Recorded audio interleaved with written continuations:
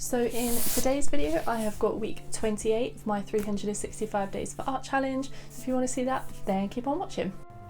Okay, so the first one that I did this week was a collage making one basically. It didn't really have any sort of guidelines or any sort of advice, I guess. It basically just said cut and stick bits of paper and create a collage. It said on there that you could paint them and then stick them in and do whatever, but I just decided to pick some different colours, different strips of paper, and then just sort of make a collage from that. So obviously, as you can see, I've made the collage with the different, or I'm cutting and ripping the strips of paper, and then I also had some little round tags that were kind of, I believe they were for card making, because my mum used to make a load of cards years ago, and she still got a bunch of the stuff left over, so I recently went through it and basically took out what I wanted, and all of this paper was from in there as well. There was these packs of strips of paper, which are really handy. They've got loads of different colours in, loads of different strips of paper, there's loads actually in there, so it's definitely gonna last for a while. And yeah, I got two packs, I think. One was kind of a grayscale one, and then one was kind of a red and neutral colours one. So yeah, they're kind of done in sort of sets, and then yeah, you can just sort of pick and choose what colours that you actually want. So that's what I did for this one. And then the pink iridescent almost paper was just some spare strips of card that I had. And then yeah, I just had these circular tags as well, so I just decided to add those in to sort of add in some more shapes and stuff like that. I definitely could have done a bit more for this one, but I just feel like there wasn't actually really that much space. If there was more space, if this had been a whole page spread, then I definitely would have done more and got some different colours in there and done some different techniques. I might have even drawn on some bits and done different bits like that, but because this generally wasn't that big, I just kind of felt I would just put some bits in like that and then kind of leave it in a sense. But yeah, that was the first one that I did this week. And then this second one that I did was a calligraphy one, and it just said to basically write the name of someone close to you, using the calligraphy skills that you've practiced. So I decided to write my boyfriend's name. Obviously we call him Ben, but I thought his full name would be better in terms of the calligraphy practice. So yeah, I wrote his whole name instead of just Ben, because that's not really gonna be much practice, just 3 letters. But obviously, like I said, his full name is obviously a little bit longer, so gave me a little bit more something to play with. But yeah, that was the second one that I did. And you'll probably notice all of them this week are pretty quick. I actually didn't realise how quickly I'd done all of these, but once I'd put all of the footage together to edit, it actually took me 23 minutes to record all 7 days. So yeah, obviously this is why it's not really sped up that much, because if I sped it up to the normal speed that I normally speed it up to, this video would have been about 2 minutes long, if that. So yeah, obviously these didn't really take me too long this week. These were just, again, some quick ones that I just decided to get out of the way. And yeah, this one that I'm doing now basically just said to add flowers to the stalks. So I used my zebra fine liners just to pick a few different colours and create some flowers on top. I didn't really do anything too elaborate. I kind of just made sort of the sort of look of flowers, if that makes sense. You know, what's it called? When you just sort of make marks and make sort of a, yeah, you know what I mean. You're not actually drawing in too much detail, but obviously when you look at it you know exactly what it is. That's basically what I decided to do for this one, instead of go into too much detail. So yeah, this was one that took a little bit longer just because obviously there was quite a few different bits to do. But yeah, I used a few different colours and made sort of one cohesive meadow of flowers in the end. And then this next one that I did was one, I think this one actually took me the longest, just because obviously of how much there was to do. So it basically said to add details to all of the leaves, and to begin with I started with the Zebrafine liners, and I was going to sort of follow the colour of the leaves, but you couldn't really see them. Once they'd gone down, you couldn't really see where it had been. So I decided just to pick up a fine liner and just do some black detailing instead.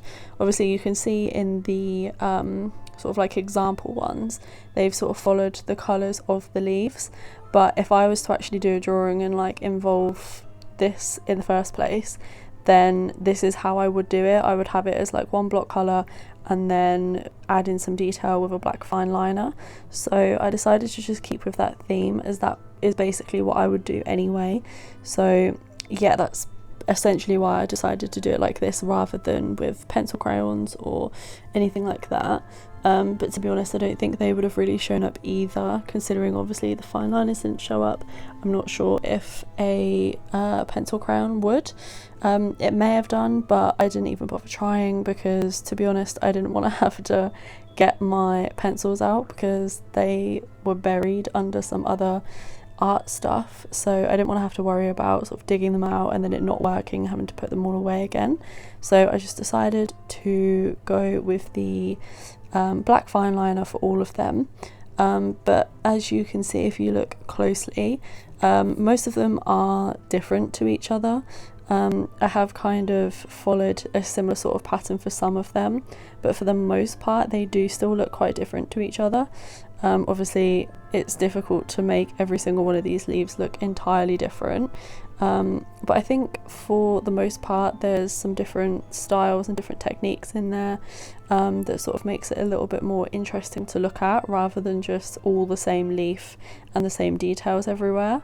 So yeah, I kind of decided to add in some different patterns and like ways of styling it and adding details rather than changing the colours. And I think generally it makes it a little bit more interesting, and I just love the look of sort of like a colour and then putting the fine liner over the top and like outlining it. I just way prefer that to, yeah, I guess just putting like coloured pencil in there and colouring it in that way. But yeah, that was essentially what I did for this one, obviously just continuing on until all of them were filled in. So yeah, that was this one. Also just want to say that I'm sorry if you can hear my fan in the background, but I could not turn it off to do a voiceover for like 10-15 minutes because it's so hot. It's like 26 degrees outside. It's even hotter in my room because the sun is literally coming straight through my window and there's absolutely nothing that I can do about it.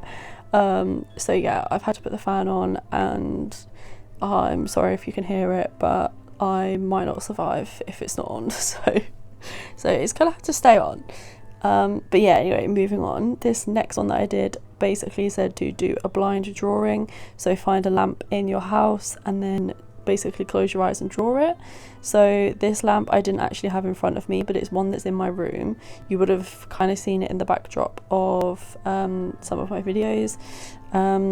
So yeah, I drew that mostly blind. I kind of opened my eyes and looked at it a couple of times and then sort of shut my eyes and carried on. So that's why it kind of looks semi-okay. I mean, it looks awful, it looks dreadful, but technically obviously if I had my eyes closed the entire time, then things probably wouldn't even be in the right position, or yeah, I don't know, there'd be random things everywhere. So yeah, I did look at it a couple of times, but I did just generally do sort of a quick sketch, and just I tend to kind of keep my hand in the same sort of spot when I'm doing that sort of thing, because then I feel like you can't really go too far from where you're supposed to be anyway. So yeah, that's essentially what I did. And then once I'd finished and opened my eyes, I decided to sort of join up some bits a little bit more and make it look how it's supposed to. So yeah, I did just sort of join up some bits afterwards, nothing too crazy, but I did do a little bit. And then after that one, I did this one, which was just adding trees to the little forest. So I used my watercolours to lay down the leaves, and then I used a brown zebra fine liner again to add in the trunk and all the branches. And I believe I actually did one of these before, and this is exactly how I did them. But I just love the way that the trees look when you do it like this. I think they look really cool. Obviously, because you can sort of add in the branches wherever and make it look like obviously the leaves are going in and out of the branches.